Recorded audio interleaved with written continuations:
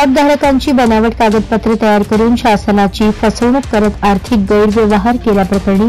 22 जणांविरुद्ध सदर बसार पोलीस ठाण्यात गुन्हा दाखल करण्यात आला आहे। ही घटना 25 जुलै रोजी दुय्यम निबंधक कार्यालय सोलापूर उत्तर येथे घडली। या प्रकरणी नामदेव राजाराम गरड वय 75 राहणार अंतर भारती प्रशालेजवळ टेंभुर्णी रोड कुर्डुवाडी तालुका माढा यांनी सदर बसार पोलीस ठाण्यात फिर्याद दाखल केली आहे। त्यांच्या फिर्यादीवरून सलीम रमजू शेख, शिवाजी श्रीपती दास, सुभाष खाडे, बबरुआन पाटील, दत्तात्रय कुंभार, कल्याण बाबर, आकाश बागल, योगेश गिरी, अतुल चोपडे, प्रियांका चोपडे, दीपाली भोरे, कृष्णा वटाणे, प्रिया अंधारे, प्रवीण चोपडे, संभाजी नाईकवाडे, महेश तांबारे, कुबेर जगताप, ज्ञानेश्वर माने, किरण बागल, ज्योतिराम बागल, रवी बागल, अरविंद बागल सर्वजण राहणार माढा यांच्याविरुद्ध गुन्हा दाखल झाला आहे। याबाबत अधिक माहिती अशी, आरोपींनी आपापसात संगनमत करून डीसीसी बँक कर्मचारी सहकारी गृहनिर्माण संस्थेने भोसरी तालुका माढा जिल्हा सोलापूर येथील मूळ गट क्रमांक 64 मधील 1 हेक्टर 90 आर जागेतील प्लॉट नंबर 64/1/38 तो रस्ता आणि ओपन स्पेसचे राखीव क्षेत्र प्लॉट धारकांसाठी